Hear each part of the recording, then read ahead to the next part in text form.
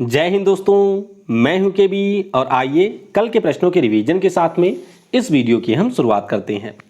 तो पहला प्रश्न था कि प्रसिद्ध रजा परबा या जो आपकी मिथुन संक्रांति नाम का त्यौहार है, ये किस राज्य में मनाया जाता है? तो ये मनाया जाता है उड़ीसा में, यानी कि ऑप्शन हमारा सी हो जाएगा करेक्ट।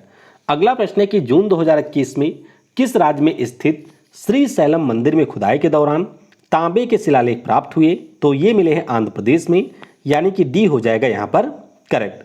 अगला प्रश्न था कि जून 2021 में कुल कितने देश संयुक्त राष्ट्र सुरक्षा परिषद के अस्थायी सदस्यों के रूप में चुने गए? तो यहां पर चुने गए हैं 5 देश, यानी कि आपका बी हो जाएगा करेक्ट। अगला प्रश्न था कि किस राज्य के द्वारा आर्टिफिशियल इंटेलिजेंस के स्टार्टअप को बढ़ावा देने के लिए रेव अप मिशन को लॉन्च किया गया? तो ये लॉन्च किया है तेलंगाना की सरकार ने, यानी कि ऑप्शन बी हो जाएगा करेक्ट।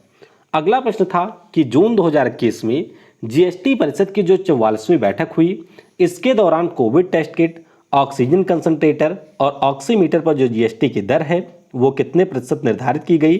तो ये निर्धारित की गई है 5%, यानी कि बी हो जाएगा यहाँ पर करेक्ट। अगला प्रश्न था कि जून 2021 में किस राज्य में डगमारा हाइड्रो इलेक्ट्रिक प्रोजेक्ट के लिए एक समझौता हुआ है? तो ये समझौता अभी हुआ है आपके बिहार राज्य में, ऑप्शन हमारा यहाँ पर ए हो जाएगा करेक्ट। अगला प्रश्न है कि जून 2021 में जारी वर्ल्ड गिविंग इंडेक्स 2021 में हमारा देश किस स्थान पे रहा है? तो हम रहे हैं इसमें 14वें स्थान पे, ऑप्शन हमारा डी हो जाएगा यहाँ पर करेक्ट। अगला प्रश्न था कि निर्मल मिल्खा सिंह, जिनका अभी हाल ही में निधन हुआ, वह किस खेल से संबंधित थी? तो ये हमारी संबंधित थी वॉलीबॉल से, ऑप्शन हमारा सी हो जाएगा करेक्ट। अगला प्रश्न था कि प्रसिद्ध ऑटोमोबाइल ब्रांड ऑडी ने किस क्रिकेटर के साथ अपने अनुबंध को बढ़ा दिया है? तो ये अनुबंध इन्होंने बढ़ाया है कोहली के साथ में, ऑप्शन बी हो जाएगा यहाँ पर करेक्ट। अगला प्रश्न था कि जून 2021 में किस राज्य के जीआई टैग प्राप्त जर्दालू आम को यूनाइटेड किंगडम को निर्यात किया गया? तो ये आम है हमारे बिहार का, ऑप्शन हमारा डी हो जाएगा यहाँ पर करेक्ट। अगला प्रश्न था कि जून 2021 में किस राज्य की सरकार ने मेडिसिन फ्रॉम स्काई प्रोजेक्ट को लॉन्च किया? तो इसे अभी लॉन्च कर दिया है तेलंगाना राज्य की सरकार ने, यानी कि ऑप्शन हमारा सी हो जाएगा यहाँ पर करेक्ट। और आखिरी प्रश्न था कि किस राज्य की सरकार के द्वारा वैदिक शिक्षा और संस्कार बोर्ड को स्थापित करने की घोषणा की गई? तो ये घोषणा की है राजस्थान की सरकार ने, यानी कि ऑप्शन आपका ए हो जाएगा यहाँ पर करेक्ट। इसके अलावा मैं आपको बता दूं कि अनअकैडमी के ऊपर अगर आपने मुझे फॉलो नहीं किया है तो नीचे आपको मेरी प्रोफाइल की लिंक मिलेगी, उस पर क्लिक करके आप मुझे फॉलो कर सकते हैं। कल से आपके जो पिछले 6 महीने के बेस्ट करंट अफेयर रहे हैं उनकी सीरीज में शुरू कर रहा हूं, और इस सीरीज में हम लोग टोटल 1000 प्रश्नों को कवर करने वाले हैं। तो आपको किसी भी वनडे एग्जाम में अगर अपीयर होना है तो ये प्रश्न आपके लिए बहुत ही ज़्यादा महत्वपूर्ण होंगे, तो इसीलिए अनअकैडमी पे आप मुझे ज्वाइन यहाँ पर कर सकते हैं। इसके साथ साथ मैं आपको बता दूं कि अनअकैडमी के ऊपर इस समय आपका ऑफर चल रहा है, और अगर आप लोग मेरा कोड यहाँ पर यूज करते हैं तो 10% की जगह पर आपको 20% का डिस्काउंट मिलेगा। इसके साथ साथ आपके हर संडे को कॉम्बैट होता है, तो इसमें भी आप एनरोल कर सकते हैं। इसमें अगर आपकी रैंक 1 से 500 के बीच में आती है तो अनअकैडमी की तरफ से फ्री सब्सक्रिप्शन आपको मिलेगा। तो 1 साल तक का सब्सक्रिप्शन आप यहाँ पर दे सकते हैं। बस ऐप इंस्टॉल करिए, कोड यूज करिएगा KV10, और ये आपके लिए बिल्कुल होगा फ्री। इसके अलावा पूरे जून महीने में अनअकैडमी प्लेटफॉर्म के ऊपर SSC कैटेगरी में आपके बहुत सारे फ्री मॉक टेस्ट भी कंडक्ट करवाए जा रहे हैं, जैसे कि डेली करंट अफेयर के टोटल 21 मॉक टेस्ट होंगे। इसी प्रकार से वरुण अवस्थी सर के द्वारा लूसेंट जीके जैकपॉट टेस्ट होगा, ये इसके भी आपके 21 मॉक टेस्ट होंगे। अभिनय मैथ सर के द्वारा हर वेडनेसडे को 9 बजे यहाँ पर मैथ का मॉक टेस्ट होगा। इसके अलावा आपके कई सारे SSC सीजीएल एग्जाम के लिए सेक्शनल मॉक टेस्ट होंगे, और ये सारे बिल्कुल एग्जाम के पैटर्न में बनाए गए हैं और ये बिल्कुल फ्री हैं। तो अगर आपको ज्वाइन करना है तो अनअकैडमी का लर्निंग ऐप आप इंस्टॉल करिए और KB10 कोड आपको यूज करके इनरोल कर लेना है। चलिए अब हम लोग आज के करंट अफेयर की शुरुआत करते हैं। पहला प्रश्न है कि प्रत्येक वर्ष वैश्विक पवन दिवस कब मनाया जाता है? तो पवन यानी कि आपकी बात हो रही है विंड की, और ये दिवस मनाया जाता है 15 जून को, यानी कि इस प्रश्न का ऑप्शन नंबर बी हो जाएगा करेक्ट। अब नाम में इसके लगा हुआ है पवन, यानी कि जो हमारी पवन ऊर्जा है या फिर इसके जो हमारे फायदे होते हैं उनके बारे में लोगों को जागरूक करने के लिए यह दिवस हर साल मनाया जाता है। ध्यान रखिएगा 2007 में इस दिवस को मनाए जाने की शुरुआत हुई थी, तो उस समय इसका नाम होता था पवन दिवस। बाद में 2009 आता है तो 2009 में इसका नाम बदल करके कर दिया जाता है वैश्विक पवन दिवस। तो हर साल ये आपके 15 जून को मनाया जाता है। एक पॉइंट आप और ध्यान रखेंगे कि भारत सरकार का ये लक्ष्य है कि हम लोग 175 गीगावाट ऊर्जा का उत्पादन करेंगे। उसी क्रम में सरकार ने यह भी लक्ष्य रखा है कि अगले 5 वर्षों में हम लोग टोटल 20 गीगावाट पवन ऊर्जा का उत्पादन करेंगे। तो ये पॉइंट भी आपको यहां से याद रखना है। हमारे ऊर्जा जो मंत्री हैं उनका नाम है आर.के. सिंह। अगला प्रश्न है कि जून 2021 में किस राज्य की सरकार के द्वारा सीएम राइज स्कूल योजना को लॉन्च किया गया? तो ये जो स्कीम है इसे लॉन्च कर दिया है मध्य प्रदेश की सरकार ने, यानी कि ऑप्शन हमारा ए हो जाएगा करेक्ट। अब ये योजना है क्या? आप सभी को पता होगा कि पिछले साल जो हमारे शिक्षा मंत्री थे रमेश पोखरियाल निशंक जी, उनके द्वारा नई राष्ट्रीय शिक्षा नीति लाई गई थी। तो इसी नीति के अंतर्गत जो भी मध्य प्रदेश के स्कूल हैं वहां पर शिक्षा के क्षेत्र में बदलाव किया जाए।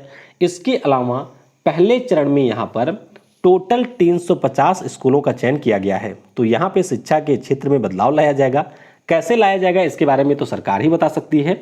बाकी इन्होंने ये भी कहा है कि जो ये 350 स्कूल होंगे यहाँ पर आपको परिवहन की सुविधा भी मिलेगी। राजधानी आपकी भोपाल में है। सीएम यहाँ के शिवराज सिंह चौहान हैं और राज्यपाल का इस समय प्रभार है यूपी की राज्यपाल आनंदीबेन पटेल के पास में।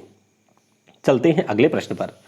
WHO तकनीकी सलाहकार बोर्ड के मानक सदस्य के रूप में किसे नियुक्त किया गया? तो यहाँ पर नियुक्ति हुई है IIT कानपुर के एक प्रोफेसर हैं, नाम है इनका मुकेश सिन्हा। तो ऑप्शन हमारा यहाँ पर सी हो जाएगा करेक्ट। दरअसल अगर हम लोग WHO की बात करते हैं तो आप सभी को पता होगा कि वैश्विक स्वास्थ्य के मद्देनजर इस संस्था की स्थापना हुई थी। तो ये पूरी दुनिया में वैश्विक वायु प्रदूषण और स्वास्थ्य के क्षेत्र में भी काम करते हैं और उसी में तकनीकी सलाहकार के पद पर अभी हमारे प्रोफेसर मुकेश शर्मा की नियुक्ति हुई है। यहाँ पर आप देख सकते हैं मुकेश शर्मा जी जो कि थोड़ा थोड़ा मुस्कुरा रहे हैं सिलेक्शन होने के बाद में। WHO की बात करते हैं तो 7 अप्रैल 1948 को स्थापना हुई थी। मुख्यालय आपको मिलेगा जिनेवा में। इथियोपिया के टेड्रस अदनाम इस समय इसके प्रमुख हैं। और ध्यान रखिएगा केन्या के जो पैट्रिक हैं वो इसके बोर्ड के 1 सालों के लिए अध्यक्ष बने हैं। अगला प्रश्न है कि जून 2021 में किस देश में नॉर्थ अटलांटिक ट्रीटी ऑर्गेनाइजेशन सदस्यों के शिखर सम्मेलन का आयोजन किया गया? तो इसका आयोजन अभी किया गया है बेल्जियम की राजधानी ब्रसल्स में, यानी कि इस प्रश्न का ऑप्शन नंबर हमारा डी हो जाएगा करेक्ट। अब नाटो पहले क्या है यही जान लीजिए। देखिए जब हमारा द्वितीय विश्व युद्ध समाप्त हुआ था तो उसके बाद में 1949 में इसकी स्थापना की गई थी। मुख्य रूप से इसका उद्देश्य था कि जो उस समय रूस का बढ़ता हुआ प्रभाव था उसको काउंटर किया जा सके। तो अमेरिका की अगुवाई में इसकी शुरुआत की गई थी 4 अप्रैल 1949 को। मुख्यालय भी आपको मिलेगा बेल्जियम की राजधानी ब्रसल्स में। तो अभी ब्रसल्स में इसके 31वें शिखर सम्मेलन का आयोजन किया गया जिसमें नाटो के जो 30 सदस्य देश हैं उन सभी देशों के प्रमुखों ने हिस्सा लिया था। तो ध्यान रखेंगे नाटो इसका नाम है नॉर्थ अटलांटिक ट्रीटी ऑर्गेनाइजेशन और इसका जो 31वां शिखर सम्मेलन हुआ है ये हुआ है बेल्जियम की राजधानी ब्रसल्स में। चलिए अगला प्रश्न है कि world wild life fund for nature के बारे में यहाँ पर क्या सही नहीं है? तो देखिए 4 आपको दिए गए हैं ऑप्शन। पहले ऑप्शन में कहा जा रहा है कि इसके लोगों में शेर अंकित है। दूसरे में कहा जा रहा है कि इसकी स्थापना 29 अप्रैल 1961 को हुई थी। तीसरे में कहा जा रहा है कि ग्लैंड स्विट्जरलैंड में इसका हेडक्वार्टर है और पवन सुखदेव इसके अध्यक्ष हैं। तो ध्यान रखिएगा ऑप्शन हमारा ए यहाँ पर हो जाएगा करेक्ट, क्योंकि इसके लोगों में आपको शेर नहीं मिलेगा, इसके लोगों में आपको मिलेगा पांडा। ये आप देख सकते हैं 1961 में ये सोया हुआ था, उसके बाद में थोड़ा सा बड़ा हुआ, फिर और बड़ा हुआ और इस समय इसका लोगो कुछ इस प्रकार से होता है। ध्यान रखिएगा पांडा इसके लोगों में शामिल है और जायंट पांडा जो है वो हमारे पड़ोसी देश का राजकीय पशु भी है। राष्ट्रीय पशु आपके चाइना का है जायंट पांडा। तो ये भी आपको याद रखना है परीक्षा के पॉइंट ऑफ व्यू से। अगला प्रश्न है कि जून 2021 में किस केंद्रीय मंत्री के द्वारा जो वैश्विक योग सम्मेलन है उसके 7वें संस्करण को संबोधित किया गया? तो इसे संबोधित किया है हमारे स्वास्थ्य और परिवार कल्याण मामलों के मंत्री डॉक्टर हर्षवर्धन ने। तो ऑप्शन हमारा यहाँ पर डी हो जाएगा करेक्ट। अब आपको ध्यान रखना है कि हर साल 21 जून को अंतर्राष्ट्रीय योगा डे मनाया जाता है और उसी अवसर पर यहाँ पर जो आपका वैश्विक योगा सम्मेलन हुआ है उसका उद्घाटन अभी किया गया और उद्घाटन समारोह को यहाँ पर संबोधित किया हमारे स्वास्थ्य मंत्री ने। अच्छा ये किसके द्वारा आयोजित किया जाता है? तो मोक्ष यतन योग संस्थान के द्वारा, आयुष मंत्रालय भारत सरकार और भारतीय सांस्कृतिक संबंध परिषद के साथ मिलकर के इसका आयोजन यहाँ पर किया जाता है। अगला प्रश्न है कि जून 2021 में किस सोशल मीडिया प्लेटफॉर्म के द्वारा report it don't share it पहल की शुरुआत की गई? तो इसकी शुरुआत कर दी है फेसबुक ने। ऑप्शन यहाँ पर बी हो जाएगा करेक्ट। अब ये पहल आपकी है क्या? तो देखिए कई बार आपने देखा होगा, चाहे हम लोग व्हाट्सएप यूनिवर्सिटी की बात करें या फेसबुक की बात करें, वहाँ पर कुछ ऐसे पोस्ट होते हैं जिनको लोग ये देखते हुए कि ये हेटफुल कंटेंट है फिर भी उसको कर देते हैं शेयर। तो यहाँ पर रिक्वेस्ट यही की गई है फेसबुक से कि इस प्रकार का कोई भी कंटेंट अगर आपको दिखता है तो तुरंत आप फेसबुक पर इसकी रिपोर्ट करिए, इसको शेयर मत करिए। तो ऑप्शन हमारा बी फेसबुक हो जाएगा करेक्ट। 2004 में फेसबुक की स्थापना हुई थी, ये आपको याद रखना है, और वर्तमान में मार्क ज़करबर्ग इसके सीईओ हैं। अगला प्रश्न है कि जून 2021 में किस मंत्रालय के द्वारा संकल्प से सिद्धि मिशन वंदन की शुरुआत की गई? तो ये शुरू किया है हमारे जनजातीय मामलों के मंत्रालय ने, जिसके मंत्री हैं अर्जुन मुंडा। तो ऑप्शन हमारा यहाँ पर ए हो जाएगा करेक्ट। अब इस मिशन के बारे में आपको ये ध्यान रखना है कि जो हमारे जनजातीय समुदाय के लोग हैं उनकी आजीविका को बढ़ावा देने के लिए इसकी शुरुआत अभी जनजातीय मामलों के मंत्रालय ने किया है। अगला प्रश्न है कि रूस को G7 समूह से किस वर्ष बाहर किया गया था? तो ध्यान रखेंगे इसको बाहर कर दिया गया था 2014 में। कब? 2014 में इसको बाहर किया गया था। अभी हमारे G7 देशों का सम्मेलन भी हुआ जिसमें पीएम वर्चुअली शामिल भी हुए थे। बिल्ड बैक बेटर नाम के पहल की शुरुआत भी की गई है। अब थोड़ा सा ये G7 के बारे में हम लोग जान लेते हैं जो कि परीक्षाओं के लिए बहुत ही ज़्यादा महत्वपूर्ण है। देखिए G7 की बात करते हैं तो G6 के रूप में ये आपका स्थापित किया गया था 1975 में, और फ्रांस में इसका होता है पहला सम्मेलन 1975 में। उसके बाद में बात आती है 1997 की। तो 1997 में दो देश होते हैं, एक का नाम है रूस, दूसरे का नाम होता है कनाडा। इन दोनों देशों को इसमें शामिल कर लिया जाता है। तो ये जो हमारा G6 बना था वो आपका बन जाता है G8। लेकिन एक घटना होती है 2014 में, जब रूस के द्वारा क्रीमिया के ऊपर कब्जा कर लिया जाता है तो तुरंत जो G7 के बाकी सदस्य होते हैं रूस को यहाँ से भगा देते हैं और रूस हो जाता है इसके बाहर, और फिर हमारा जो G8 था वो बन जाता है G7। तो ये आप अच्छे से याद रखिएगा कि शुरुआत में सिर्फ इसमें 6 सदस्य देश शामिल थे। अगला प्रश्न है कि जून 2021 में किस IIT के द्वारा जीवन वायु नाम से एक डिवाइस को विकसित किया गया? तो ये डिवाइस विकसित किया है IIT रोपण ने, यानी कि इस प्रश्न का ऑप्शन हमारा डी हो जाएगा करेक्ट। अब आइए थोड़ा सा इस डिवाइस के बारे में जान लेते हैं। देखिए ये है आपकी डिवाइस। अब इस डिवाइस का जो यूज है ये आप लोग ऑक्सीजन सिलेंडर पर या फिर जो हमारे ऑक्सीजन की पाइप होती है उसके ऊपर कर सकते हैं। फ़ायदा इससे क्या होगा? देखिए क्या होता है कि कई बार आपने सुना होगा कि कुछ हमारे पैथोजेंस होते हैं जो कि हवा से आपके ऑक्सीजन सिलेंडर या फिर पाइपलाइन में आ जाते हैं। तो उन सभी को ये पहला काम करेगा फिल्टर, यानी कि उनको आपके ऑक्सीजन सिलेंडर से बाहर नहीं आने देगा, यानी कि जो ऑक्सीजन यहाँ पर व्यक्ति को दिया जाएगा वहाँ तक ये नहीं पहुँचेगा। दूसरा इसका सबसे बड़ा फायदा है कि इसकी मदद से 7 लीटर प्रति मिनट ऑक्सीजन की सप्लाई होती है। तो ये इसके फायदे हैं। ध्यान रखिएगा IIT रोपण के द्वारा इसको विकसित किया गया है। अगला प्रश्न है कि जून 2021 में अंबुजा सीमेंट फाउंडेशन के द्वारा किसके साथ मिलकर के ग्रामीण युवाओं को स्किल प्रदान करने के लिए एक समझौता किया गया? ग्रामीण युवाओं को स्किल की वैसे भी ज़्यादा ज़रूरत है, तो ध्यान रखेंगे ये समझौता जो हुआ है वो इन्होंने किया है नाबार्ड के साथ में। तो ऑप्शन हमारा यहाँ पर बी हो जाएगा करेक्ट। अब क्यों इन्होंने शुरू किया है? देखिए हमारे देश में जो भी कंपनियां हैं उनके पास में होता है CSR, यानी कि उनको हर साल अपने कारपोरेट सोशल रिस्पॉन्सिबिलिटी के अंतर्गत कुछ पैसा समाज कल्याण के लिए खर्च करना होता है। तो अंबुजा सीमेंट की जो फाउंडेशन है उसके द्वारा अभी यहाँ पर नाबार्ड के साथ में एक समझौता किया गया। समझौता किसके लिए हुआ है? तो एम्प्लॉयबिलिटी थ्रू स्किल इनिशिएटिव, इनका ये एक प्रोजेक्ट था जिसके फेज 2 की इन्होंने शुरुआत की है, और इसके अंतर्गत ग्रामीण क्षेत्र के जो हमारे युवा हैं उनको स्किल यहाँ पर प्रदान किया जाएगा। नाबार्ड की बात करते हैं तो 1982 में स्थापना हुई थी। मुख्यालय आपको मुंबई में मिलेगा और अध्यक्ष इसके हैं GR चिंतला।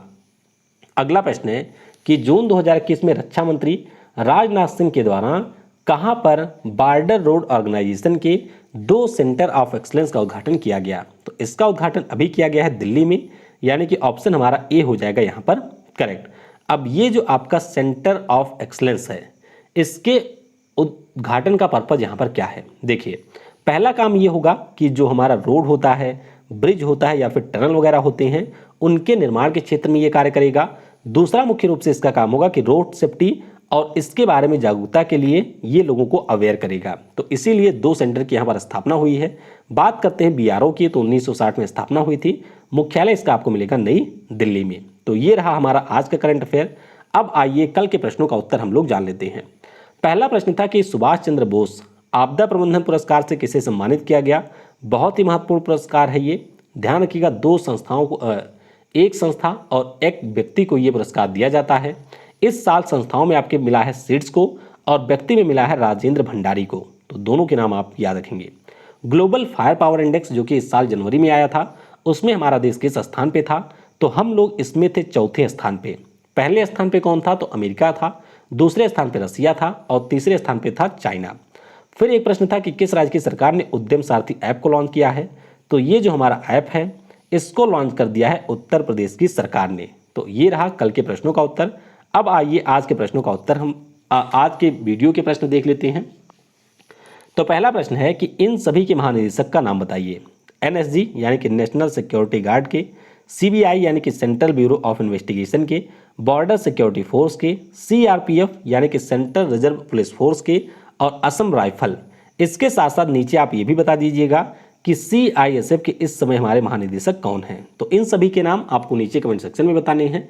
बाकी आज अनअकैडमी के ऊपर मेरी सिर्फ एक ही क्लास होगी 12 बजे वाली, क्योंकि आज मुझे लेना है कोविड-19 का टीका। तो इसीलिए आपकी जो 3:30 बजे वाली क्लास है उसको मैंने पोस्टपोन कर दिया है। वो क्लास आपकी होगी कल से। तो वीडियो को समय देने के लिए आप सभी को बहुत बहुत धन्यवाद। जय हिंद, जय भारत और सबसे जरूरी, पढ़ेगा भारत तो बढ़ेगा भारत।